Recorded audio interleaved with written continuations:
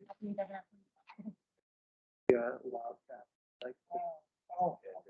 can go. Okay, let's go ahead and call tonight's meeting to order. Please stand for the Pledge of Allegiance. You can do that. To the flag of the United States of America. To the republic that stands, one nation, under God.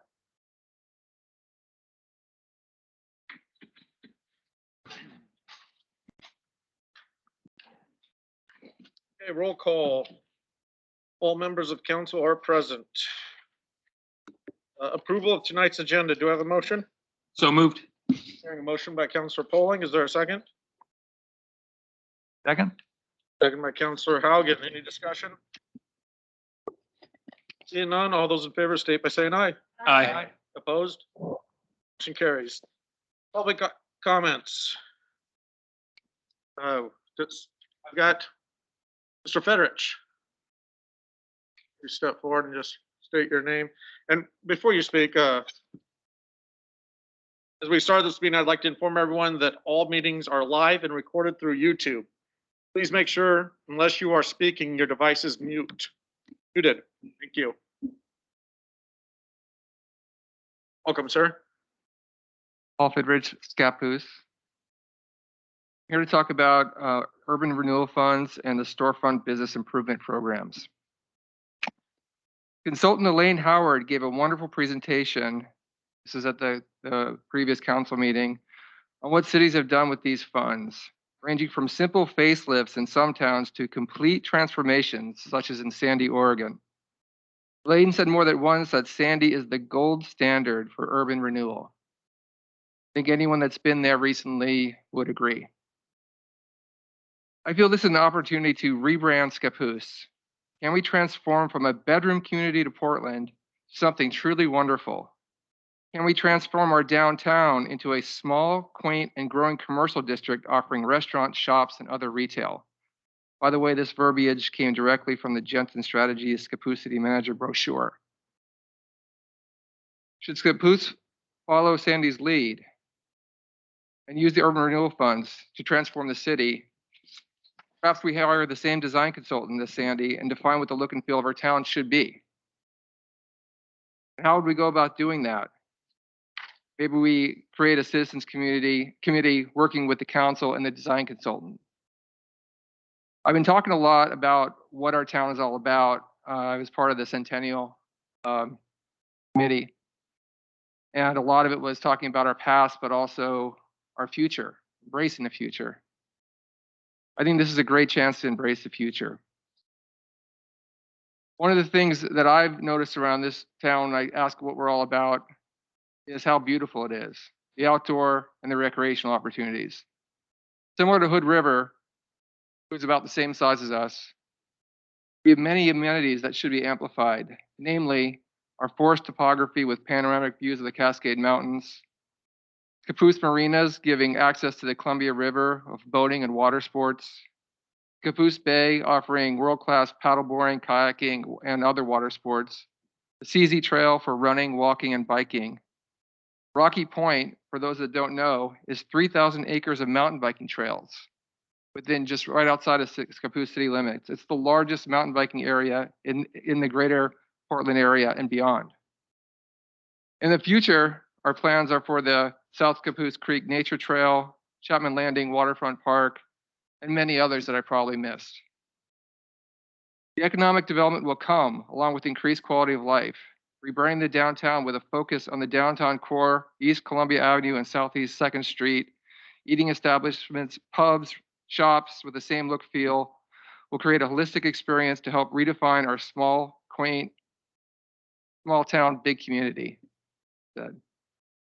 I asked the council to direct the city staff to undertake this exercise. Thank you.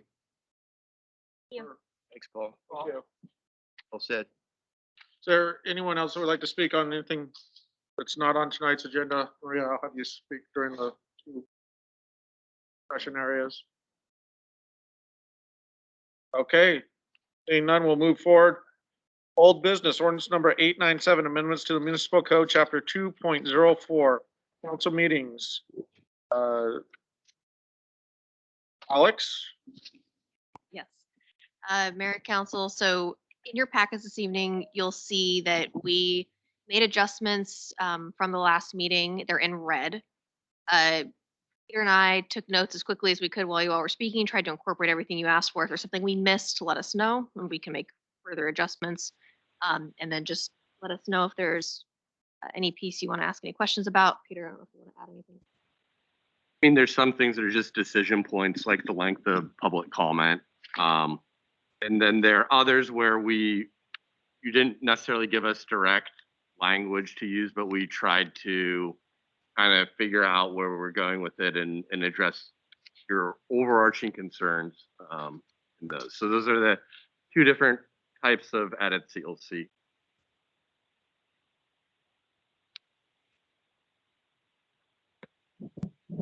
I did, Mayor, I did go through that, and on the public comments, I think we're probably better off staying with 3 minutes than giving 3 to 5 minutes. And basically that means 5 minutes. I know at the time we would let her know how much time, but I think it's just best, my way of thinking, that we limit it to 3 minutes. And if we need to extend that at the moment, we can do that, So that's just my thought.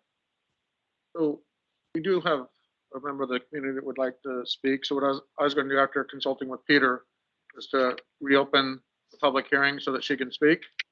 Sure. So I'm going to reopen the public hearing. Marissa, sorry. I'm a year older, so Don't let the hair fool you. Good evening, Mayor Burge, City Council, and City staff. Thank you for reopening the hearing, for allowing me to speak on your first agenda item tonight. There's two topics as it relates to the body of work you're covering that I wanted to speak with. After attending council session the week prior, there was a lot of conversation regarding meeting minutes. And the conversation was trending more towards the removal of written meeting minutes to be replaced with a video recording to meet the documentation requirement. This recommendation is quite concerning, given the purpose of meeting minutes is an official record of actions the council took at a meeting and not a record of everything that was said. They serve as a historical purpose, but just as important, they serve as a legal purpose, documenting the group's adherence to proper procedures. The recording of council session documents everything that was said. However, the recordings are not 100%. The audio is awful. This issue was raised to interim city manager in March and in April this year, and they have not improved. Please accept this as another request to fix the audio of the recordings. Additionally, this recommendation comes across as a way to limit or deter citizens from keeping up to date with council activities by referring them to the video session. Unfortunately, not all citizens are able to watch 2-hour sessions. Or if we look at it from a staff perspective, I'm sure there are going to be times where they need to review historical meeting minutes for their work. And having staff go back and watch videos, I don't think is a good productive use of their time. I think the right thing to do here for meeting minutes is stick with best in practice standards across all government agencies that utilize meeting minutes. And please keep with the documented meeting minutes and use the video as a supplement referral for the actual minutes. The second item was with respect to public comment.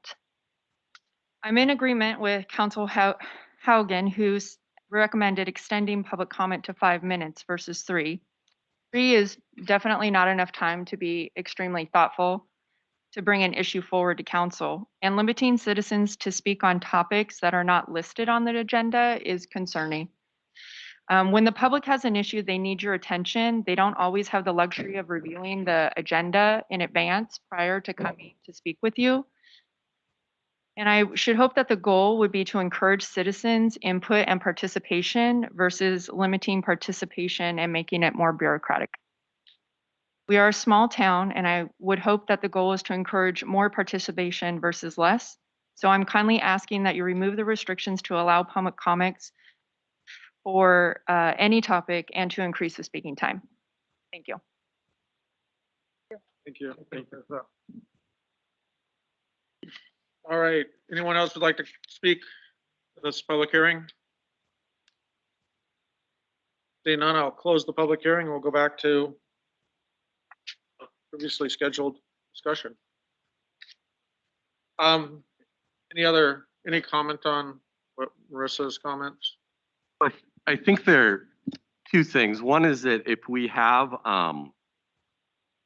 a public hearing, particularly on land use matters, it's really important that we understand what's in the public record or not. And so for those public hearings, we would want members of the public to testify on those items during that time versus during a public comment time. I'm not aware of any other restrictions from public comment. I mean, Does it make sense? I was just thinking about it. Does it make sense that the standard is not on items that have public hearings attached to them? yes, But even in a second reading, the public hearing's already been had. Like normally we wouldn't reopen the public hearing like we did today, but yeah, it's basically saying that, I mean, if it's like the coronavirus thing, we could just throw that where they can make it in public comments. But it's not a public hearing style thing. I understand what you're saying on land use and other things require public hearings. right. They can testify about whatever they would like. If we do have a public hearing on the subject, though, our preference would be that they comment on it during that public hearing itself rather than during public comment, just so that we have one record. So that was what we were trying to get at with that. As far as the written minutes,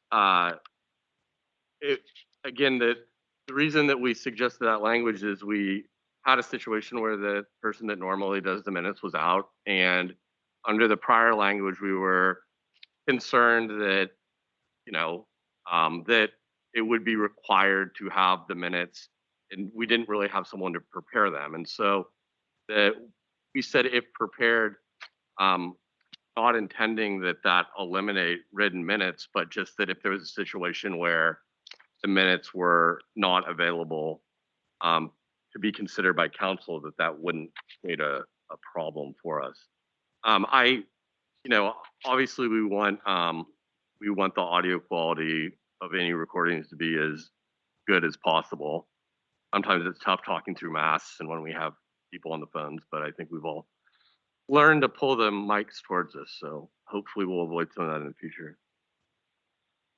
And then as far as the minutes for the public comment, it's just, Alex and I were aware that most jurisdictions either do 3 or 5, 3 probably being the most common number, but it's really whatever you guys determine is the right answer for you.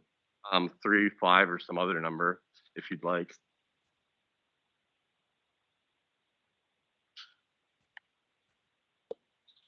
Thank you for clarifying the minutes. I was under the impression that we had changed that because it was saying we had to have minutes prepared at the next meeting for approval, and that wasn't happening because whoever was preparing them was out. We weren't able to have them at the next meeting. I definitely do not want this to read that a video will replace written minutes. I was under the impression that that's where we were going in terms of the written minutes are still our standard. That's what we're going for. It's just that the previous language said they had to be ready for the next meeting, which we weren't meeting for a little bit because we had someone out and we couldn't prepare them. So as long as, in our opinion, it comes across or it reads that we all feel comfortable, however it reads, it's that the standard is written minutes, but if they cannot be available by the next meeting, that video posted serves as those minutes until the written minutes are able to be prepared. Am I understanding that correctly? Yeah, that's absolutely correct. And, I think that you as a council would be very concerned if we stopped. Absolutely. And so we, of course, wouldn't want to stop because we don't want council to be very concerned. So, yeah, I don't know what this statute on this occasionally changes, but I can't envision a future where somehow written minutes were prohibited. Right. It just wouldn't. There are the public comment really spoke to just the efficiency of having written minutes, and that certainly has been my experience with them as well. And then my last comment is, I'm I am in favor of solidifying that number to a solid 5 minutes, not a 3 to 5 or a 3, but a 5 minutes. But that's up for discussion. Just to follow up a little bit too, I also agree 5 minutes would be probably a good number just because, I mean, if they don't use 5 minutes and they don't use 5 minutes, but at least we're giving them the opportunity. To follow up on the other part, my only question would be, are we, if say a future council or a future staff decided that they didn't want to do written minutes, would they be allowed to go that option with the wording that way it is? I mean, if you told them to prepare written minutes and they just were defying your directive, I mean, I think that they would probably have a problem with the city manager. And if the city manager told them to defy your directives, then I think that city manager would probably have a problem with the council. And, you know, generally, if it's a priority of you, we're going to do everything we can in order to make it a priority, you know, understanding that there could be the occasional, because of someone's vacation, where there just aren't going to be minutes available. About a year or so ago in another jurisdiction, there was a backlog of minutes. And so I have been in touch with I think both the OGC and the AG's office to see kind of what the standard is, because there's no bright line rule. And kind of their consensus was, if you're like a month behind, that's probably, you know, if anything past 30 days is probably going to start to become a problem. So under no circumstances would we not want minutes for that sort of time period, but there could be an instance where they weren't done in 2 weeks. Or if you have a special meeting and then a council meeting 2 days later, that they might not be ready for that next council meeting. But certainly our best efforts to get them out timely. So piggybacking off of Councilor Polling's thought, if another council came in and didn't see this as a priority as we do, is it explicit here that they are still required to have the minutes? And I'm not seeing that. And I think that there needs to be more language like prepared within 30 days or, so I would rather have like a little more detail or parentheses or something when it says written minutes if prepared or not prepared within 30 days. The video is the supplement, but So if a future council decided that they didn't want written minutes, that wouldn't be something that you as a council today could prohibit them from deciding. Just, you know, practically speaking, you can't bind a future council, except for on like issues of bonds would be one example where you could because of long-term nature. But as far as council rules, if a future council wanted to revisit these and had different priorities, they would be able to. So my interpretation of reading that, though, with it being if written minutes are prepared. So if a future council wanted to decide that they didn't want written minutes, with this language, it could just be done under the book-filled backdoor room and not have it done. If we leave it where there has to be written minutes written into the code, it doesn't have to be done. I think that we ran into a timely thing, and I think that that's why we want to say, well, the video will be that, and all the minutes can be done if there's an issue, like the city recorder's out or their designee is out. But I think that if a future council wants to change it from written minutes, they need to face community and tell them that they're doing it through changing the ordinance. And I think that's exactly what Marissa's point kind of was, is that, well, no, it says written minutes if prepared. When you say if, that gives an option that you don't have to prepare. that's my point. I feel like it needs in there. And that's what I'm saying, is that I think that it should be in there that written minutes will be done. That yes, the video's there, but the written minutes need to be done. And I don't want just a change, you know, a backroom deal change from a, you know, couple of counselors in a future city. I want this body to have to face the public and say, you're getting rid of written minutes and here's the reasons why. And so, you know, We could say written minutes shall be prepared in a Well, timely fashion. yeah. That would give us a little bit of flexibility as far as if someone were on vacation, but I'll make it clear that, that the expectation is written minutes will be prepared, and just that in a timely fashion would give us the flexibility. I think. Reasonable amount of time. Yeah. Yeah, Yeah. reasonable. Yeah. Mr. Mayor, Council Tyler. so I am for 5 minutes on public comment, and then I was going to make a suggestion that we just direct staff to put something there about preparing council minutes as soon as reasonably possible. I think there's a building consensus for 5 minutes. 5 minutes, 5 minutes. Yeah, so I think it's 5 minutes. Mr. Mayor. Counselor. Yeah, and just to reinforce I think changing the, deleting the if prepared with, in a timely fashion, or as Counselor Miller suggested, something like that, could just delete that totally, if prepared. There's just another section where it needs to be on the council agenda. Oh wait, if prepared, meeting minutes from prior meetings will be approved. Yeah. I don't know. I think that was speaking more to what was Yeah, actually just wanna on make the sure. agenda, not Yeah. whether or not the meeting, the minutes are prepared. Because we're mandating that they get prepared. Correct. And this is, again, more just speaking to the issue of if someone is out and they're not Yeah. ready. It's also on the next page too. So we're editing page 7, and then page 6, that's the one that speaks what's more on the agenda versus. I was just saying that if they're prepared, they'll be on the agenda to be approved. Yeah. That's okay. We removed it from page 7. So there's 2 places where it's mentioned. Page 7 is the section where we're editing it, and page 6 is staying the same because it's not speaking to the question of preparing the minutes. It's speaking to the question of whether or not they're on the agenda. I understand that. Editing means you're gonna take it out. No, that's on page 7. So Page 7. 7 is Page 7, where, take that out. Take out the We're gonna prepared. edit Right. On page 7. Yeah. We're gonna remove it. correct. And then add a statement about prepared in a timely fashion. Yeah, or, right.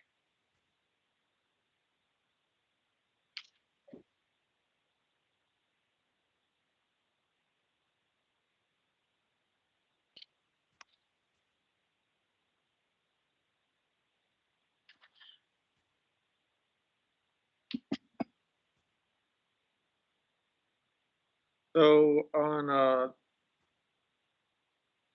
as we adding this whole emergency, if, Council President Greiser or myself isn't here, how to run a meeting.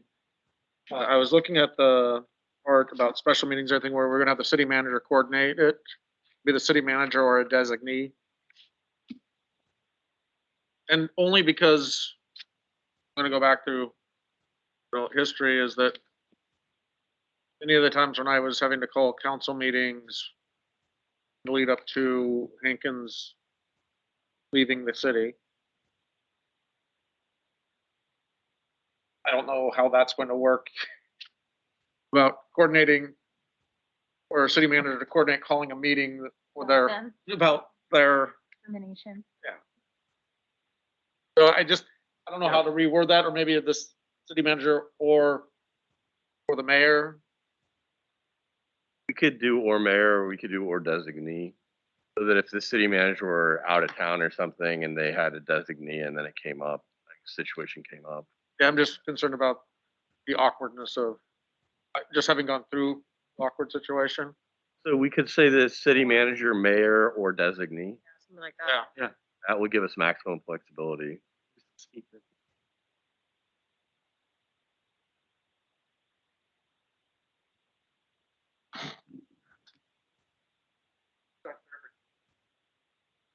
Sure. I didn't really understand completely with regards to the comments on agenda items. So it was discussed. So are the citizens allowed to public comment on items that are on the agenda? Items on the agenda that my preferences that don't have public hearings attached to them. So for like, if we've got a land use planning session, and I think what Peter was saying, it's very or the comment should be during the open public hearing, not during the public comments. So my preference is that on items like the next item, so if there was comments about that item on the agenda that doesn't have a public hearing attached to it, that can be discussed during public comments, and we do the public comments where we're doing it.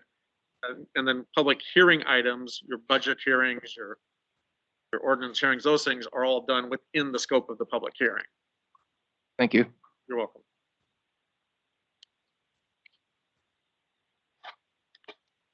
So it's trying to open it up, maximize as much as possible. Any other discussion?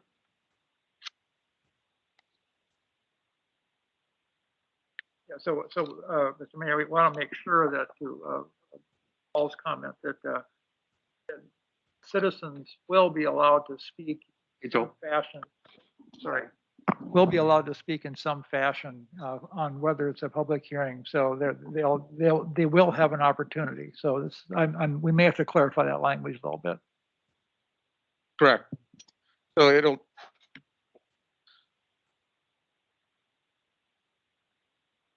Is scheduled for a public hearing at the same meeting. The speaker shall wait until the public hearing. It's already in here. Yeah, that is in there. Okay. Number 2. Period. The public hearing. Yeah. So pretty much this opens it up like we were discussing. Right. This doesn't say anything about whether it's actually on the agenda or not. All it speaks to is if there is a public hearing on that item, that they wait until that item. That's all this says. And the preference is 5 minutes. So yeah, that's exactly what it'll do.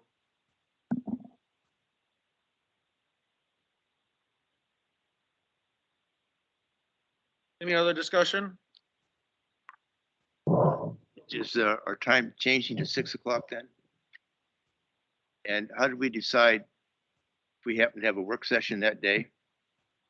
Are we going to deal with public comment? They'll do it at 7 o'clock. We do public comments at 7 p.m. So So if the no matter what, we do it at 7 p.m. public comments. Okay. Mr. Mayor, can I just have a clarification real quick? Yeah. If we're in the middle of a session or something, do we have to come out of that? So do we have to make a motion to come out of that in order to go to public comment? You would gavel out of the work session, gavel into a public meeting. We would do the public comment section, and then you would gavel out of the public meeting and back into the work session. The reason we did the 7 is just we wanted to make sure that people knew exactly when they would be giving the public comment. Thank you. Thank you for the clarification. So just so I'm clear. So we're going to meet, regardless if we have a work session or not, we're going to be meeting commencing at 6 p.m. Is that correct? Correct.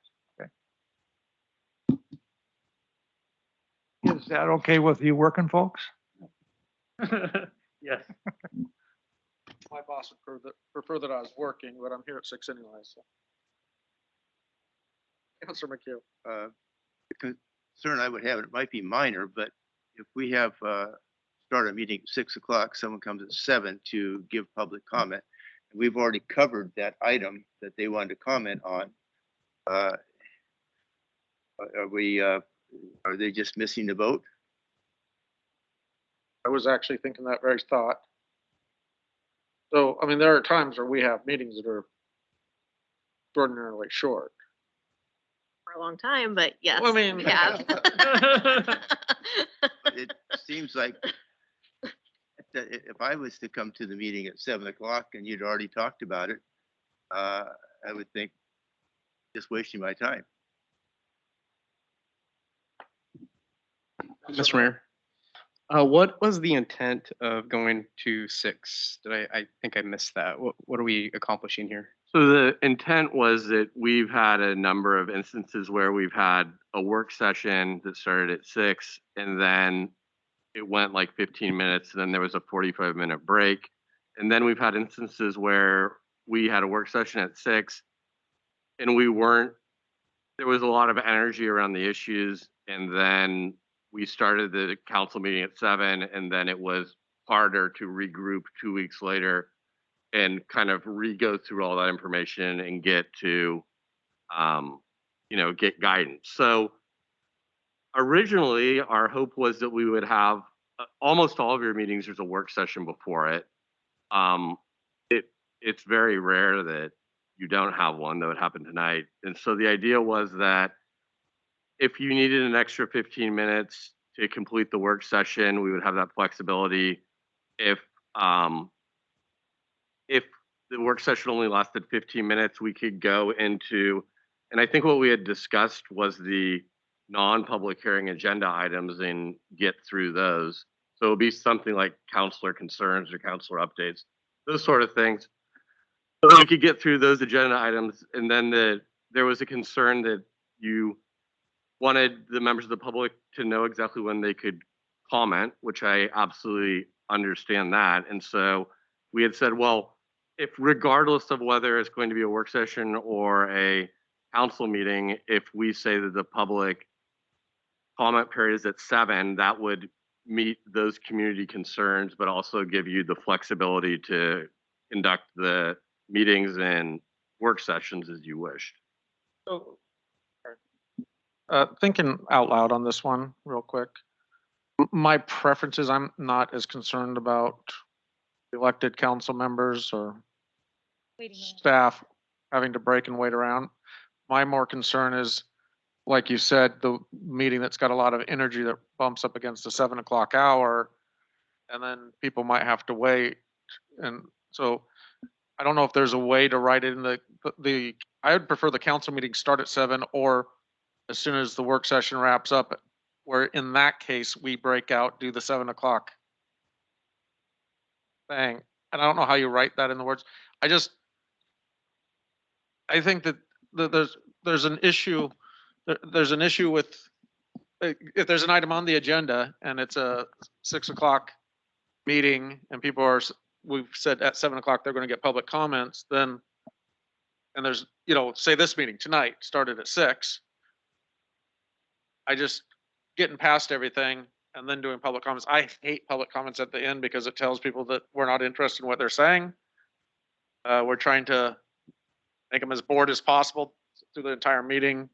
Because a lot of people want to make their comment and go back to their daily lives, or go home, have dinner with the family or whatnot, and they don't want to put in the full 2 hours. We could go back to how you've traditionally always done it. I mean, again, the reason that, and it's whatever answer you want is the correct answer, and you're entitled to vast deference in your interpretation of the code. And so I think you could take this language and interpret it however you want, going forward. Idea was to add flexibility, but I mean, it seems like at this point, there's a lot of confusion. So I mean, it would be almost, for me, it would be almost be better that at 7 o'clock we start the meeting, or we do a work session, say it's going a lot of energy. We don't, either way, if there's a lot of energy, we'd have to break out and do public comment and adjourn the thing. Wouldn't it be better to adjourn the public hearing, go into the meeting when we go to approve the agenda, to amend the agenda to add the public hearing right after public comment? Quick, would there be any, just throwing it out there, but if you would able to do the executive session after your meeting? Do a work session after your meeting? It would mean you're pushing off the work session, anything that happened after the work session to the next meeting, but it would allow for the meeting to be at 6 o'clock and then the work session afterwards, which the work session could then be open for 30 minutes or 20 minutes or an hour, hour and a half. could definitely do that. With scheduling. I would be curious to know how that would be with scheduling for our guest speakers that would be in the work session. Based on the conversation thus far, I would say that maybe continuing as our 6 o'clock for work session, 7 o'clock council meetings would just allow for us to have consistency, and maybe we reevaluate this in the future. I agree. Counselor. And, yes, and the fact that we've conditioned the citizenry for decades for the 7 p.m. meeting. So trying to change that kind of behavior is really difficult. So I would be leery of going to the 6 PM start and just stay the way, what we've conditioned the public to do. And we can adjust for the public comment to make sure has an opportunity to express themselves. Can do that. I was gonna say, I know how to really anger the citizens is, have a meeting at 7 PM the night of homecoming. Oh, gosh. But yeah, so I'm just in favor of how it would go. If there's a work session, I guess we're guessing, is it a 6 o'clock or a 6:30? Again, as the mayor said, if we're stuck around here for an extra half hour chit chatting on things, we make it through. It's okay. That lull is not the end of the world for us. And then starting at 7. Now, are you in favor of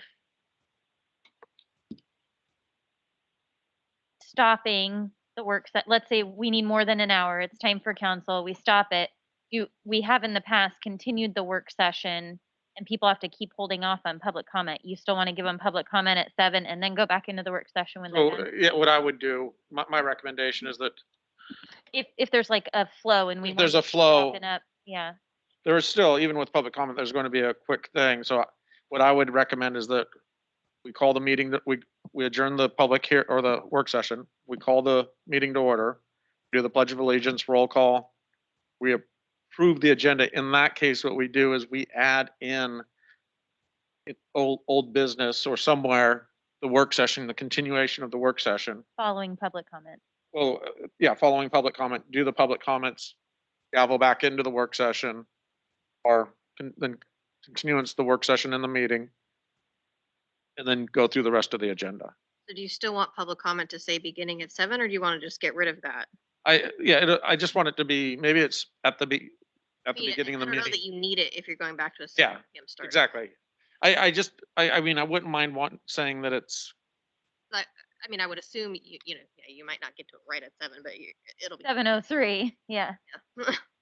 But council meetings will continue to start at 7. a lot of times when you see public comments move to the back end of the meeting, it's when there's contentious issues and counselors can try to put it at the back end of the meeting I don't to, think there was any intention Yeah, to no. move the location. well, that's why I liked the 7 o'clock, but leaving it where it's at, I think is fine. So do we need more edits before we pass this? Should we continue it till the next meeting, Peter? You could do that. I mean, I think it's really important that you guys see the language in final form before you vote. Okay. So I would recommend that if All right, is there any other comments? I will continue. Ordinance number 897, amendments to the municipal chapter code council meeting. The second reading until the next meeting. In fact, let me go ahead and do. No, since I didn't do the second reading, we'll just continue it to the next meeting and do the second reading at the next meeting. With fixing these edits and then coming back. All right. Moving forward, the coronavirus state and local financial recovery funds established by the American Rescue Plan Act of 2021. Alexandra Rains. Yes, so Mayor and Council, this is a continuation from 2 meetings ago where we first broached the topic of how you all want to spend your ARPA funds.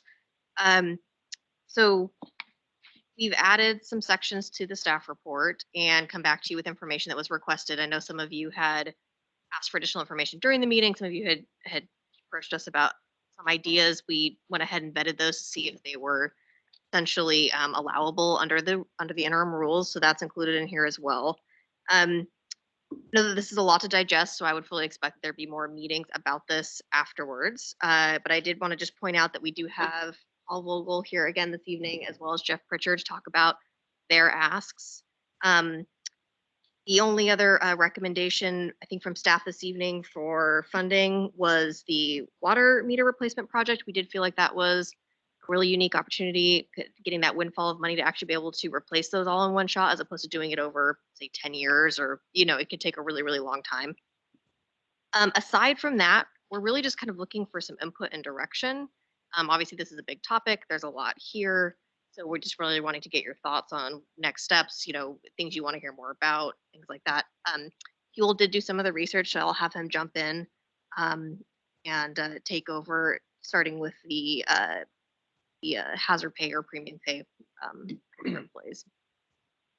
So I know Councilor Lasowski would ask for some additional information on that, so that's included in here tonight. So, and before you jump in, I was going to allow Marissa to comment. In the future, obviously, we're going to just let you comment during public comments on that portion, but because we're, On topic. yeah, on topic, let's go ahead and we've already done public comment, so. Okay, on this topic, again, there was a lot of conversation when this came up, a lot of good questions that council asked. And my request for council is just I'm supporting what I heard Council Member McHugh, as well as we had a public comment. I believe it was Paul who made the public comment on perhaps putting together a work session on how these monies can be utilized. We have a very wonderful opportunity with these dollars. We also do not have to rush to spend these dollars. We do have a few years in my understanding of reading through the documentation. So I think it would be most prudent that we spend this money wisely in our town versus just going with maybe what other counties have allocated. There's an opportunity that we have to make an investment in our community that could actually benefit our families. And if you read through the fine print, we could actually use some of this money, just as one example I'm sharing tonight, to help put in place another childcare facility in Scappoose. That would be extremely helpful for families in our community to help them get back to work by having additional childcare, another facility within our community.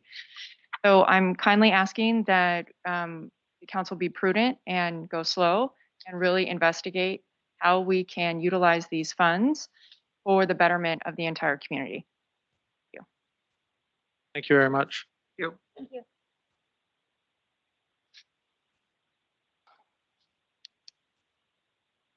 All right, Heel. All right, so I'm gonna go ahead and jump in here, Mayor, Council, to the middle here, additional city options for funding.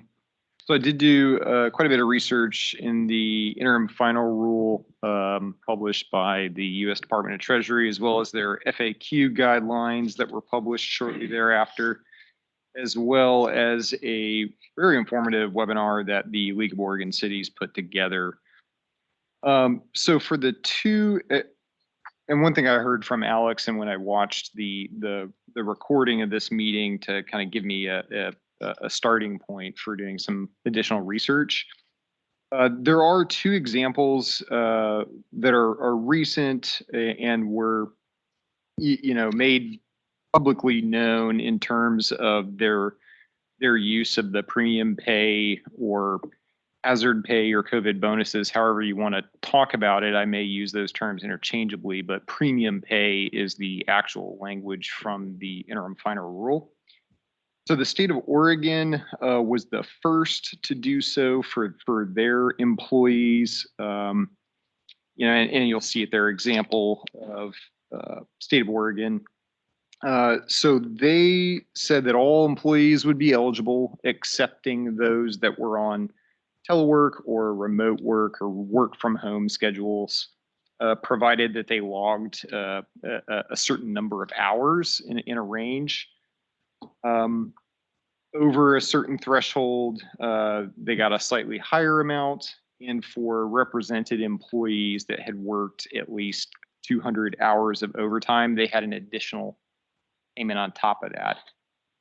So another example we learned about was from the city of Sweet Home, Oregon, a city roughly our size, a little bit bigger, east of Salem.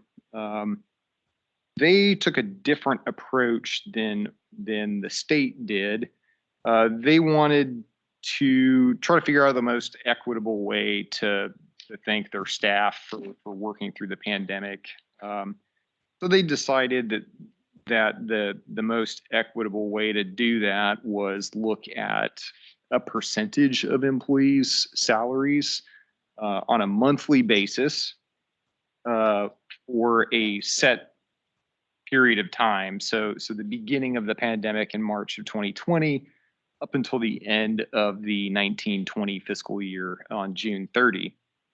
That way they encompassed both recent hires and existing employees.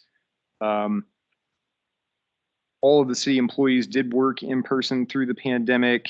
Both represented and non-represented employees were included. One important note here that I specifically asked of the Sweet Home administrator that I spoke with, they hadn't retained any temporary employees at all through the pandemic, and they made that decision early on before summer of 2020. So that wasn't an issue with them. They presented 3 or 4 options of percentages or no action.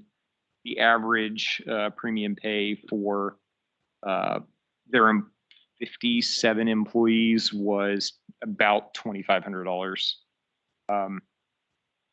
And so on that note, actually, on page 5, so if you go over to the fiscal impact section, the item where it says for employee COVID premium pay, I just for your purposes to visualize how much money would be there if that item had decreased to say $2,500 per employee, as well as the Smith Road pump station, whereas those funds are coming directly from the state legislature for that project. So we could eliminate that one as well. That leaves $216,000 and some change that are unallocated on this list. And as City Manager Raines had mentioned, we did look at several different options. And I can go into those a little bit more in detail if you'd like to, or Peter can as well.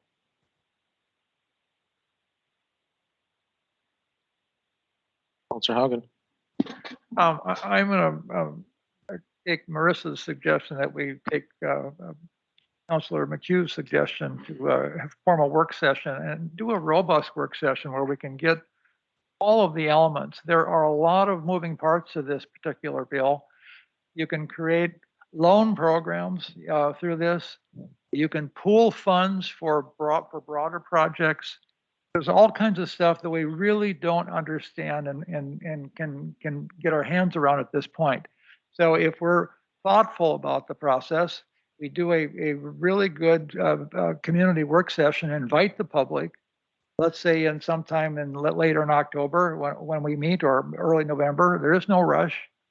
And we explore some of these things. And we can invite, for example, Senator Wyden's staff member to come. And Senator Wyden, if you don't know, is the chair of the Finance Committee, Senate Finance Committee. And he's very well versed in finance. And so we get someone from his staff, they'll know what they're talking about and give us some really good insights. So I highly encourage council to move this forward, to start with a robust, thoughtful community work session, and then we can really do this right and spend the money the way we should spend it. Thank you. So, and I mentioned this to Pete before the meeting, my most comfortable areas on funding right now are the water meters, but I do have some questions on that. Just some thoughts and ideas about, do we need to do the entire water meter program in those 2 lumps, or can we maybe have some more allocated for the second thing so that we can, what I would like to see is if we do a work session, that the work session is a budget committee work session where we have people who are already committed to working on numbers for the community, and that we can have a hearing within that work session or whatnot. And people can come in and discuss what they think the money should be spent on. You know, there's some items on here like the premium pay. I think we still need to seriously consider that. The water meters, seriously consider the fire district request, the CET's request. But still, there's still, just if you look at this, if if we went with this sweet home thing, $216,000 unallocated in the first installment. And if we could move the do something with that like a third year of water meter money, maybe have another 216 that's unallocated for the second installment. And then instead of 10 years, we'd compress the water meters down to 3 to 4 with 216 less out of one time. And then be able to look at some of these other items like, and Marissa was right about the lack of childcare in this community.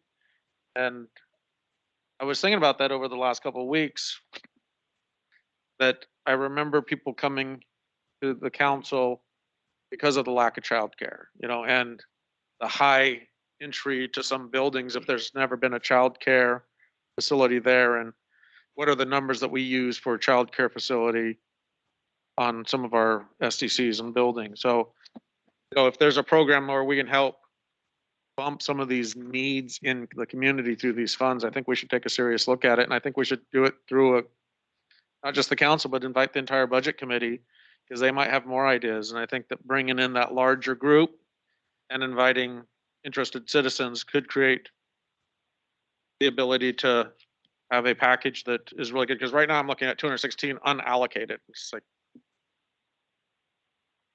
does the mayor's new car fit into here? No, I'm just kidding. Mr. Mayor. Councilor Miller.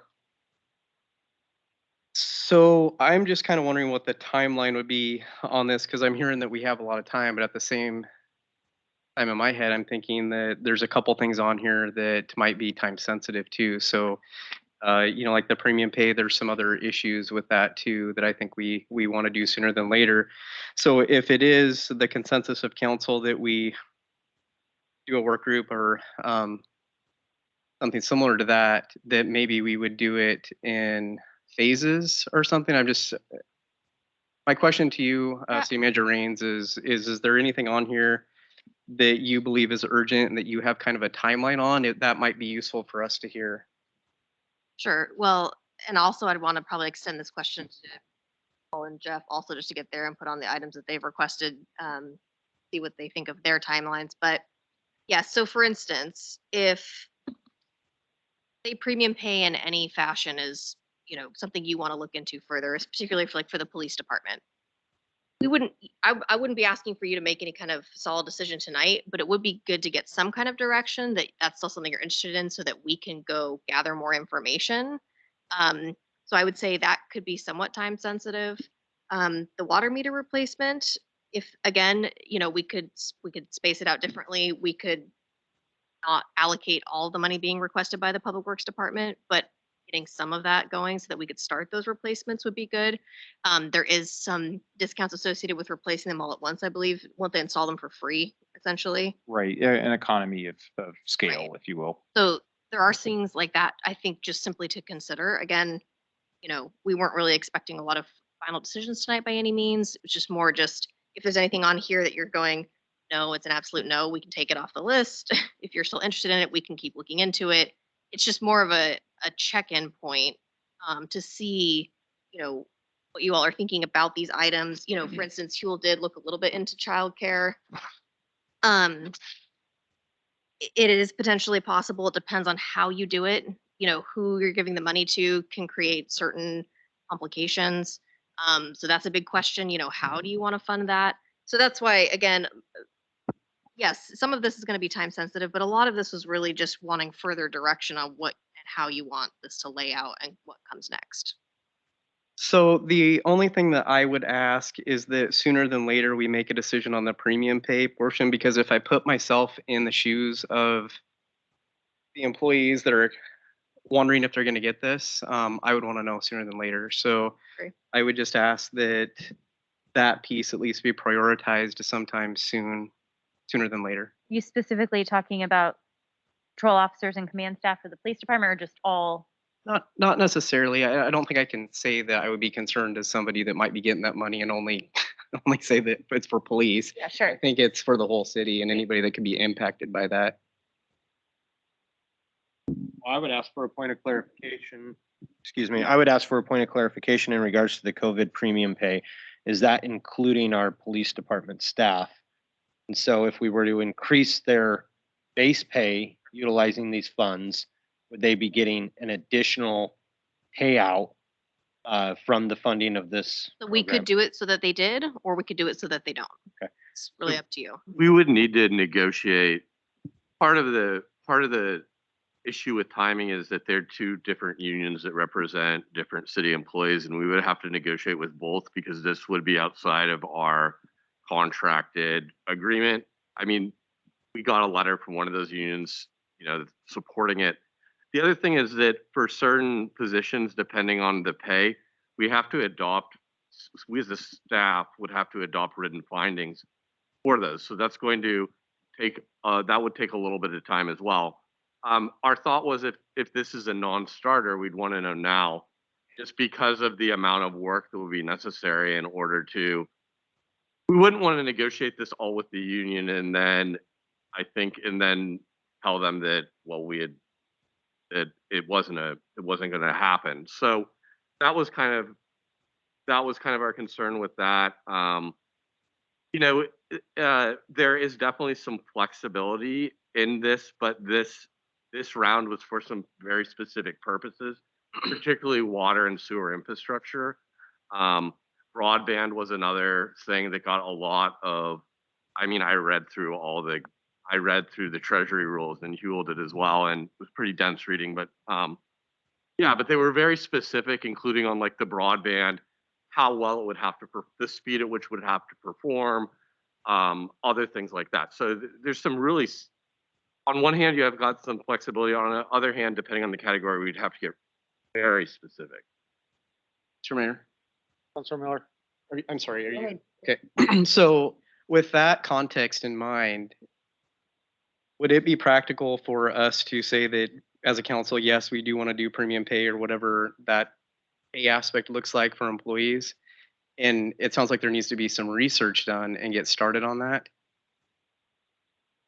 Right, we would have to do a little bit more research, and then Huel and I have both looked at that to see whether we could do it or not, and we came to the same conclusion that we could. And then for the certain positions we just have written findings, but we've looked into how much detail we know on that, and we're comfortable with where it's at. Councilor. So first, I'd like to say thank you to staff for putting in the time and effort to bring us this information to help us in the decision-making process. I am in support of further investigating how we can utilize the funds for premium pay, specifically with our patrol officers and command staff. But I would also like for, I guess, as a homework assignment, as we prepare for those discussions and understanding what the market value of our current staff are in these positions comparatively to others. And so I think that we can understand, I don't want to say the bang for the buck, but that the investment into this will help bring up potentially recruitment of vacant positions, longevity of our staff for these positions. But I'm also curious in knowing that after these funds have been utilized, that there's understanding that it would be an additional amount of money coming out of our budget to keep those payments backfilled or keep those steps filled. And so I just want us to be fully aware that that is to be taken into consideration. In regards to the COVID premium pay, I would say to Huel, thank you for taking the time to reach out and understand, because the information that was provided definitely gives me better insights to understand what small, like-sized communities are utilizing or the state of Oregon is. And so I know that there was folks that were showing up every day, and I think that we need to acknowledge that. And so being able to help those that have helped out the community is something that I would want to put as a with some urgency as well. So we have been able to gather some salary information for comparable police departments, but I've actually been speaking with some consultants that might be able to do a more thorough salary assessment for us, and I'll see how long that would take. Hopefully not very long. But that is one thing I wanted to look into, just to see, what that might yield. And I think just in general, that'd be helpful for the police department anyway, regardless of whether or not council even wants to move forward with this. So I'm looking into that right now. Perfect. I appreciate that. Mr. Mayor? Counselor Polling, and then I'll move to. I just, yeah, I wanted to kind of follow up too, because you know, for everything that's on here, I think that, you know, personally, I can agree that, you know, I don't have anything on here that I feel like I would want to take off of here, but maybe looking at the different options, having an opportunity to sit down and really dive into these individually would be good sooner than later.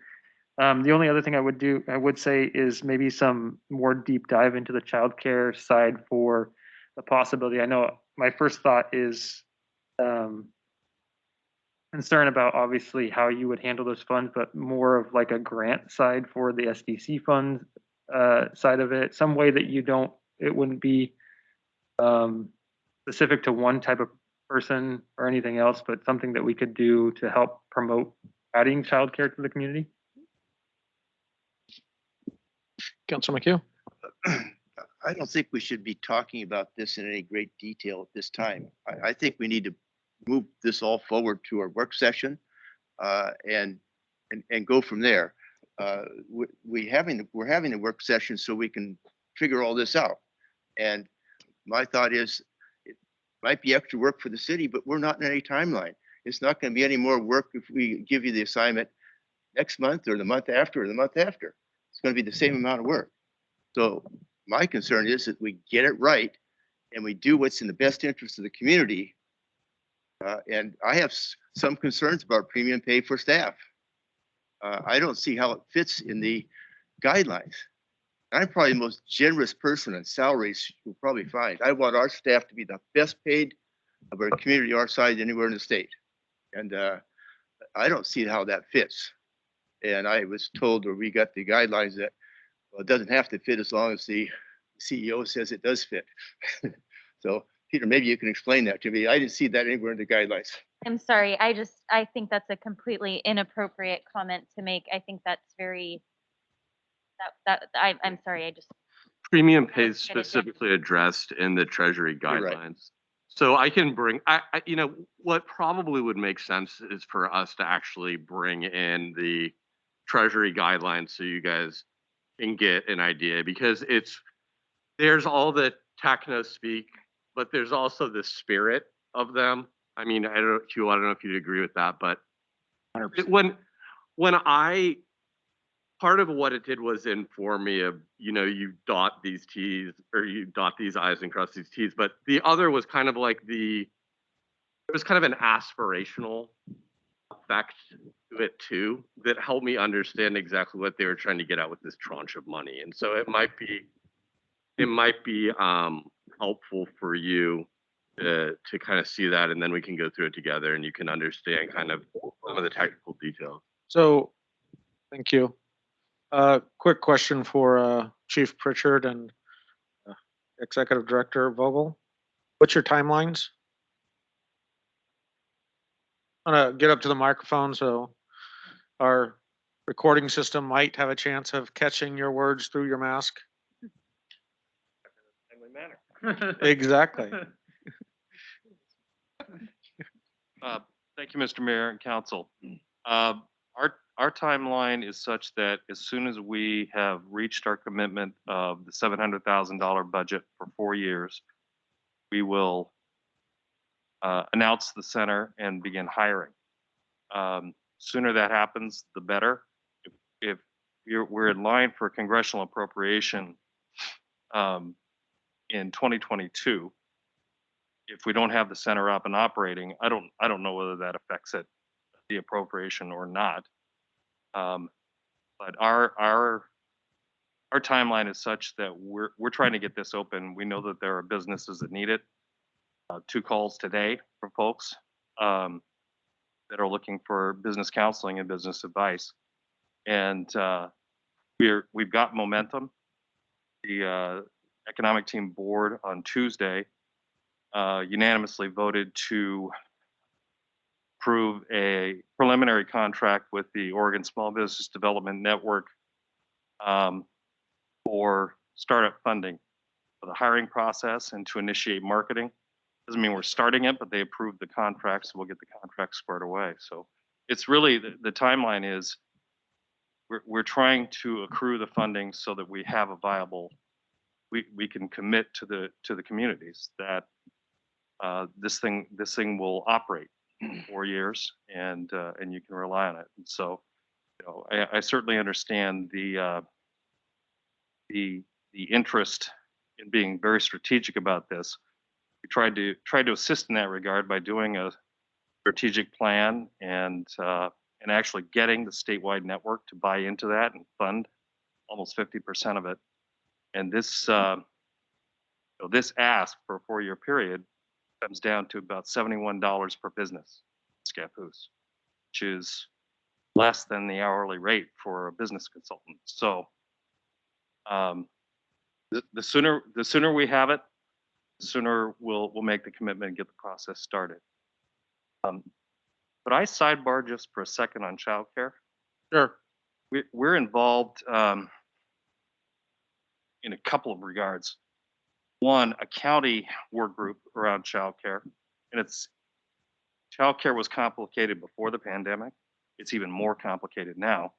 But we're working on developing some programs that are modeled after some that are already working in Tillamook. We're also working on a regional basis. And then last week, when I was meeting with the statewide small business center director, there's $250 million in childcare funding coming to the state.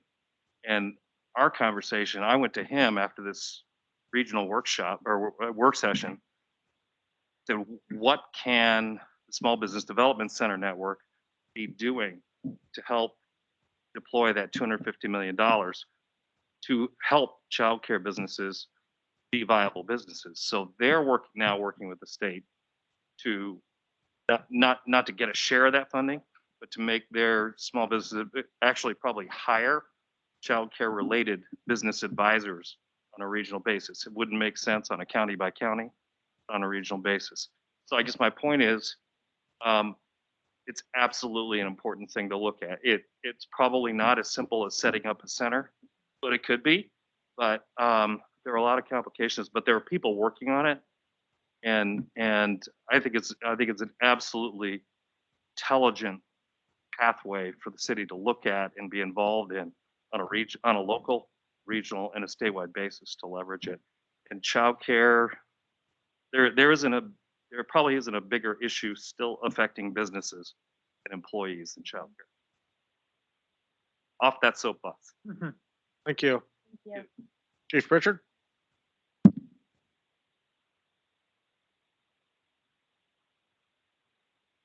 Evening, Mayor and Council.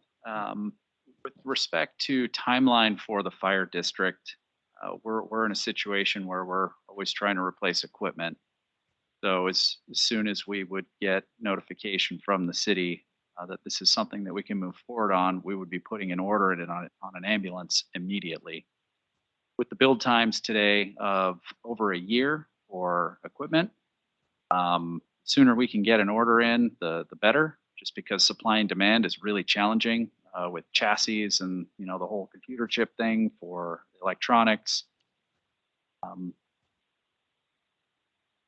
Yes, I guess that's it. Thank you, Chief. Councilor Miller? I get to see your. It's the pulling the microphone. Yeah. So what I'm hearing is that we should probably try to make a decision on these funds sooner than later. And I don't know that it makes a difference if we just try to get a work group scheduled for, you know, within the next 30 days and just hammer it out and get it done, or if we wait 3 months to do it. I don't know if the outcome would be any different. I do think that the information that City Manager Rains is working on is important. And so perhaps we should table this until we get a better answer on how long it's going to take to get that information, because I think that information is relevant. But perhaps we should try to get something scheduled as far as a work group goes sooner than later so that we can address how we're going to allocate these funds.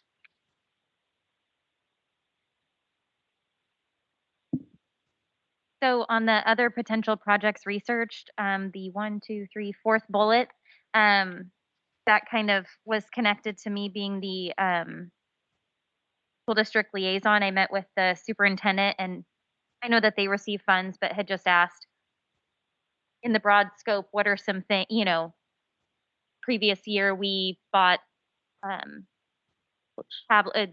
laptops and whatnot. At this point, they seem fine, but if we did have to go back into full blown distance learning, they would need more. It's just an as needed basis.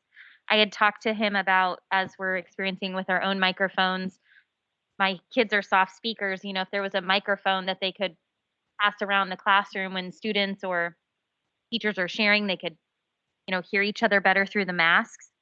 He has a meeting tomorrow morning, just the timing of it. I didn't have more information tonight, with his admin team, with admins from each building.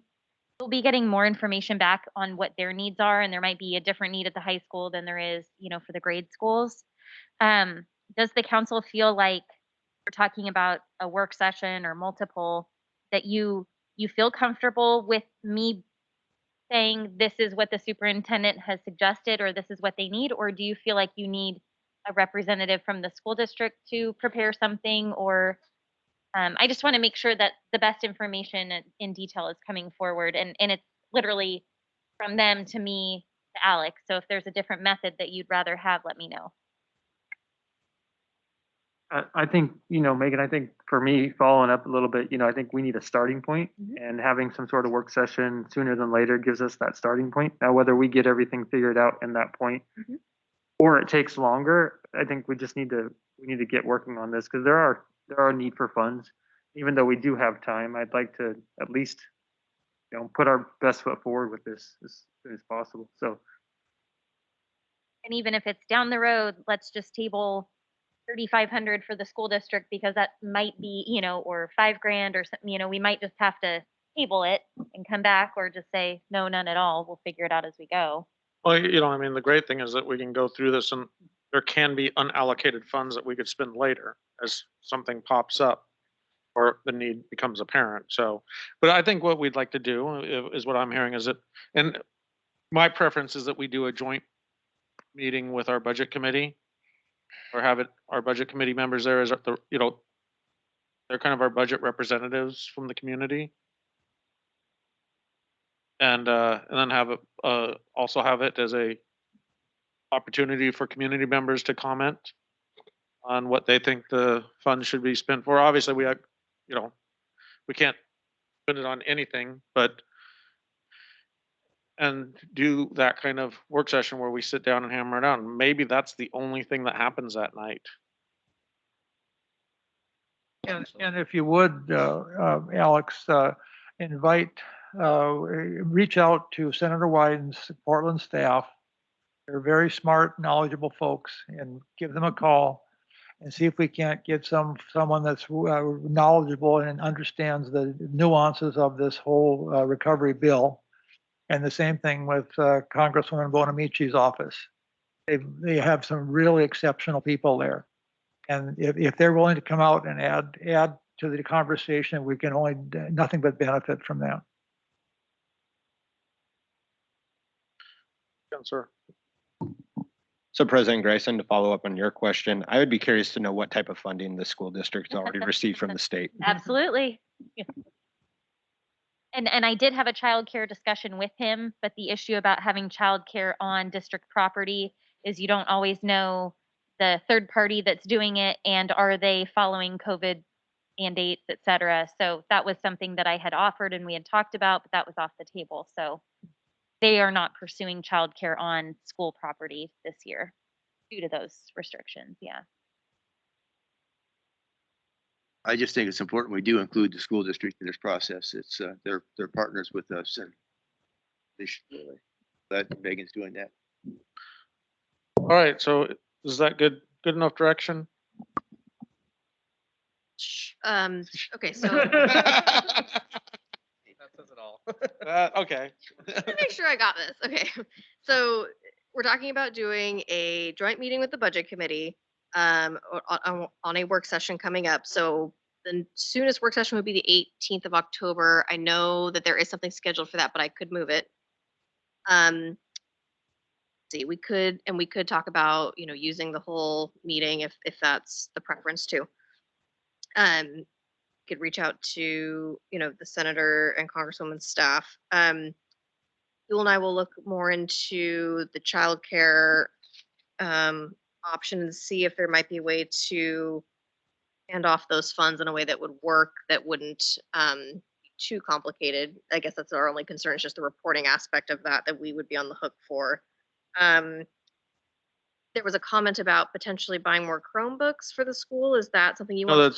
was that we had bought it before. But Right. he did say this year, they are in a good place now, but if Okay. we were to go on to distance learning, they would Yeah. not have enough for every don't. single Okay, so that, student to go back. okay, That- so, okay, so we But could again, check. as Council Lisowski Okay. said, they have been given their own money as well, so. Okay, so we could always just double check and see if anything related like that is, would be, My understanding is if a teacher asked for it this year, they bought it for them because okay. they had the money to do Okay. digital things Um, in their own classroom. I will look at getting additional salary comparison information for the police department specifically. And then as far as the other premium pay is concerned, was there any other additional information you wanted on that piece or no? I think answering the question, will we be giving the police that COVID premium pay too or not? Well, that would be up to you. Okay. And then, they get taxed like a salary. Like I said, I will get the salary comparison information on that for that department. I will work on that. So, and then Do you want any more information, I guess, either from CET or the fire district on their requests? I'd like to more breakdown on the water meters. Okay. And with specifically for me answering the question, what if we broke it out to, took some of the second year installment? Say we go through this process and there's all these programs that we want to say, hey, well, we can break some of that second year monies for the water replacement up to a third. I think We just, we'll during go the back- work session, having yeah, that we'll go information. back and chat with Dave. I think the big thing with that was just more that it's cheaper to install them if we do it all at once, because I think the manufacturer would do it for free or something like that. But I But would, it would nice to see those numbers during the work session, I guess. And then obviously more information on childcare, and then obviously we need to be nimble enough that somebody might walk in here with an idea we haven't thought about. Could we follow up on the 250 million childcare that Mr. Vogel mentioned too? That seems like something that Ask we him should about that? probably Yes. dive into. yeah, I made a note of that as part of the childcare. Thank you. Well, All right, so that will be an upcoming work session. Perfect. Next item on the agenda, update on utility assistance. City Manager Rains. Yeah, so this is just a quick report. There was some question a while back on what, if any, assistance the city would provide if someone had a hardship with paying utility bills. We don't have an individual program here. We did have a short-lived program with some previous COVID money, but we don't have one currently. What we do is we either direct people to the community action team or the Salvation Army. So this is the information I gathered up from, both Susan and Timmy Sue, just so you knew what we were offering currently, and that's what this is. So not much more to it than that, just a quick report back to you all on that question.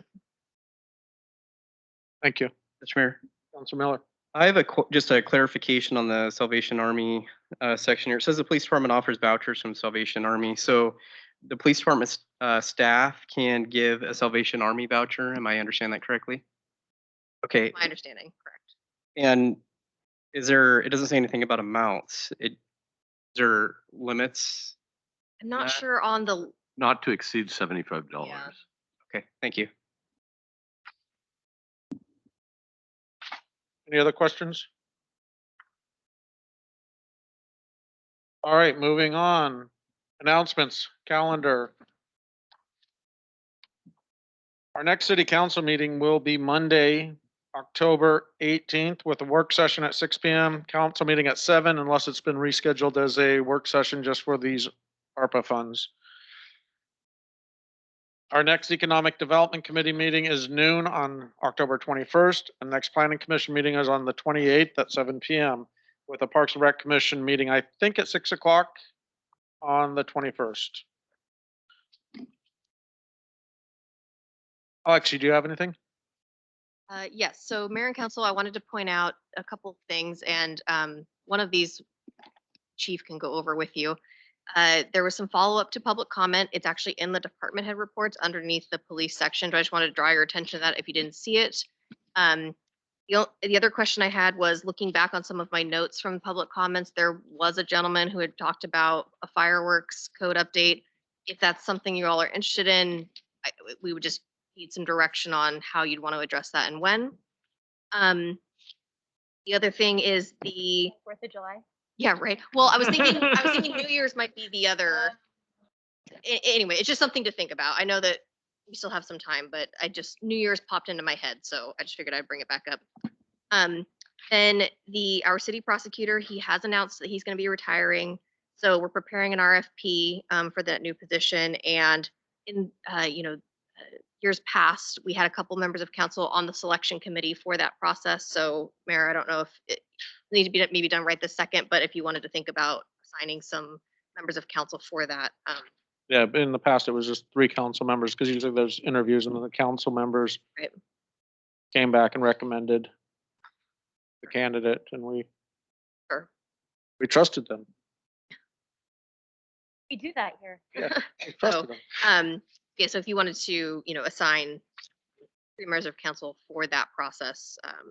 So I'll just we'll ask members of council, if you're interested, let me know. Okay. Got 1 member of the committee. Excellent. I'll buy into that too. Okay, we've got 2. I think, weren't you on it before? Yeah, I thought so. Tyler was raising his hand. So how about we just have the committee, Councilor Osowski, Councilor Haugen, and Councilor Miller as the interview committee for that position. Just a clarification, is that prosecutor or judge? Prosecutor. Okay. All right, that's all I have. All right. Mayor, councilors, I didn't even have to say it. You just knew. Yeah. You're a quick learner. public Wants to comment go follow-up home. is in the staff report if you guys have any questions. On Saturday, we had our Out of the Darkness walk. This was the only in-person walk in the entire state. Most of it done virtually.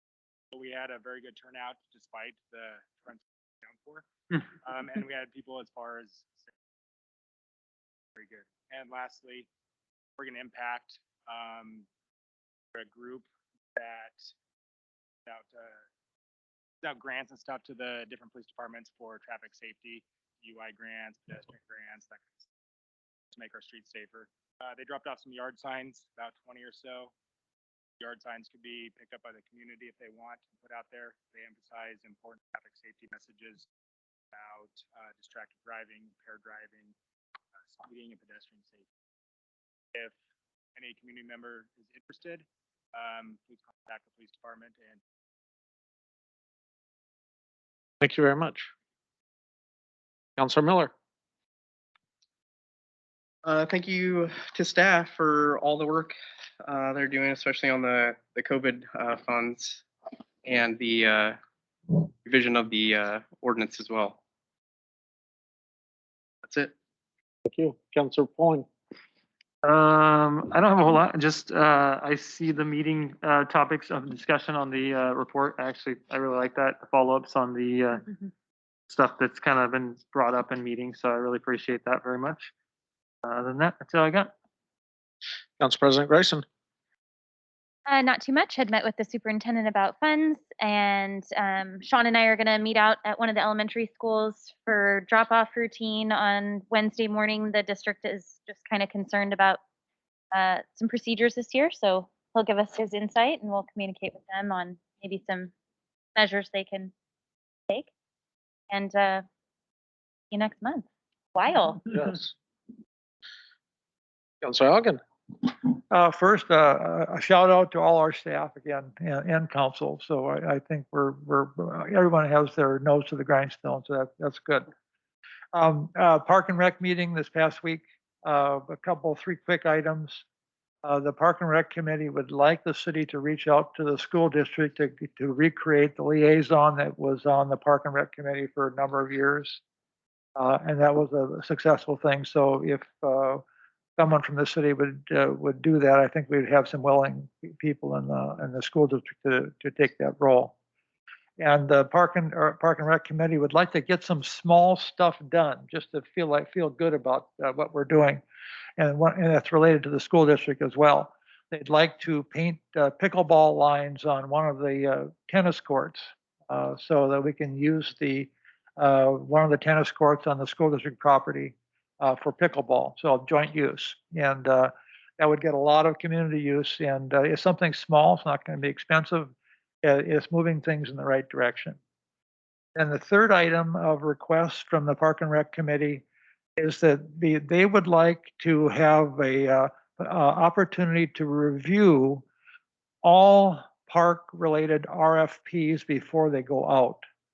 So before an RFP for any park-related activity goes out, they would like to be able to review and comment. You know, they realize that they're just advisory, but they would like to see beforehand, before an RFP goes out, because they have a lot of skill and a lot of talent and a lot of expertise from college professors to architects on the Park and Rec Committee, and they might spot something that can be very useful on an RFP.